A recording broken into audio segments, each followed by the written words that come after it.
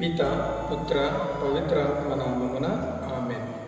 మన లోకరక్షకుడైన యేసుక్రీస్తు పరిశుద్ధమైన నామములో మీ అందరికీ వందనాలు. ప్రియులారా, కొద్ది నిమిషాలు దేవుని ఆత్మీయ ఆదరణ మాటలు మనం ధ్యానించుకుందాం. ప్రియులారా, పరిశుద్ధ గ్రంథంలో మనం చూసినట్లయితే దోషరహితుడు, ధర్మాత్ముడు, పాపమే చేయనటువంటి వ్యక్తి, దేవుని యందు భయభక్తులు కలిగినటువంటి ఒక వ్యక్తి ఉన్నారు. ఆయనే యోబు గారు. యోబు గారి జీవితంలో ఒక విధమైనటువంటి శ్రమలు వచ్చాయి, బాధలు వచ్చాయి, కష్టాలు వచ్చాయి, అనారోగ్యమైనటువంటి ఇబ్బందులు వచ్చాయి. అయినా కానీ ఆయనలో ఏమాత్రము కూడా దేవుని యందు విశ్వాసం అనేది ఏమాత్రము కూడా తగ్గలేదు.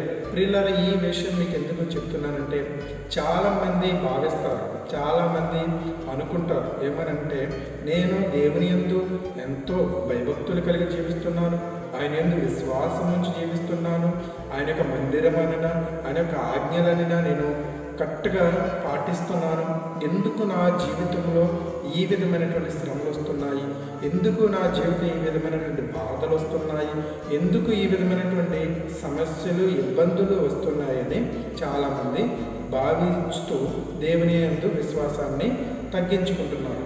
ప్రియ సహోదరి సహోదరులారా, ప్రియులారా, గమనించండి, శ్రమ అనేది మన యొక్క మేలు కొరకే. ఎలాగైతే బంగారం అయితే అగ్ని చేత పరీక్షింపబడుతుందో, ఒక అందమైన ఆకృతిని అది కలిగి ఉంటుందో, మన జీవితంలో శ్రమల ద్వారా, ఈ యొక్క ఇబ్బందుల ద్వారా, సమస్యల ద్వారా మన యొక్క విశ్వాసం అనేది ఏ విధంగా ఉంది అనేది మనకు దేవుని పట్ల ఒక ప్రణాళిక అనేది తెలియపరచబడుతుంది.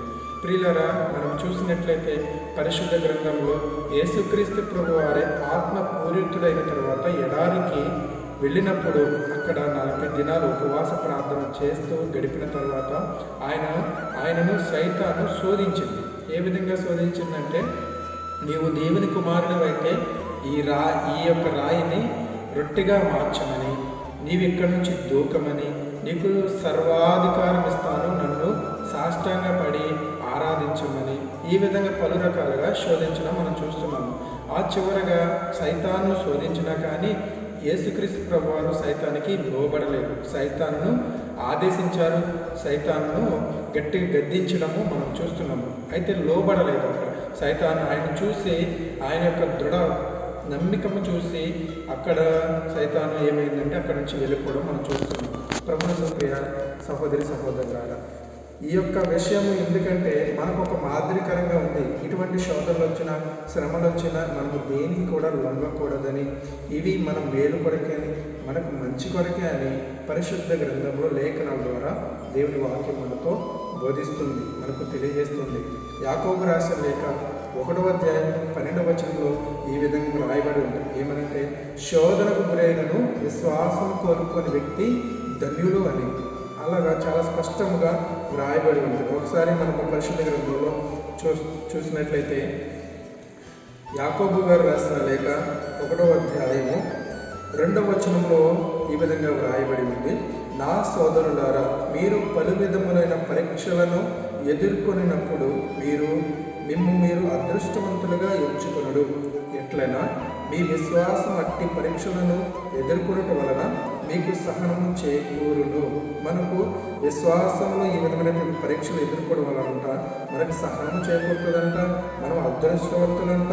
అలాగే ఇక్కడ చూడండి 12వ వచనం కూడా, శోధనకు గురైనను విశ్వాసం కోరుకునే వ్యక్తి ధన్యుడు. ఏలైనా పరీక్ష యందు అతడు ఉత్తీర్ణుడగడంతో అతనికి జీవకిరీటము ప్రసాదించబడు. అది తనను ప్రేమించే వారికి దేవుడు వాగ్దానం అనొచ్చిన బహుమానము. ప్రియులారి, యొక్క ఇవన్నీ లేఖనాలన్నీ, ఈ వాక్యాలన్నీ మనం పరిశీలన చేస్తే ఇవన్నీ ఎందుకు వస్తాయంటే మన మేలు కొరకే. కీడెంచి మేలు దాగి ఉంటుందని మనకు నానుడి ఉంది కదండి.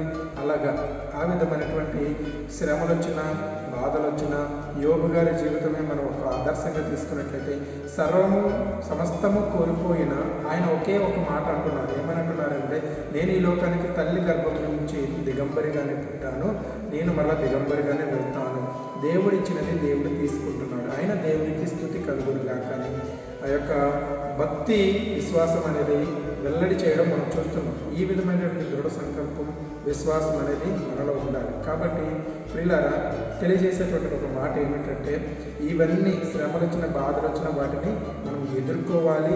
వాటిలో విజయాన్ని మనం పొందుకుంటే దేవుడు గొప్ప బహుమానాన్ని దేవుడు మనకు అనుగ్రహిస్తాడని ఈ యొక్క లేఖనం ద్వారా ప్రభు మనకు తెలియజేస్తున్నాడు. కాబట్టి శోధనకు గురైన విశ్వాసం కోల్పోకుండా అవన్నీ కూడా మనకు మంచి కొరకే, మేలు కొరకే అని మనం భావించి ఈ యొక్క విశ్వాస జీవితంలో జీవించడానికి సిద్ధమవుతుంది. ఈ కొద్ది మాటలు దేవుడు మన హృదయంలో బదిలీపరచుగాక. God bless you.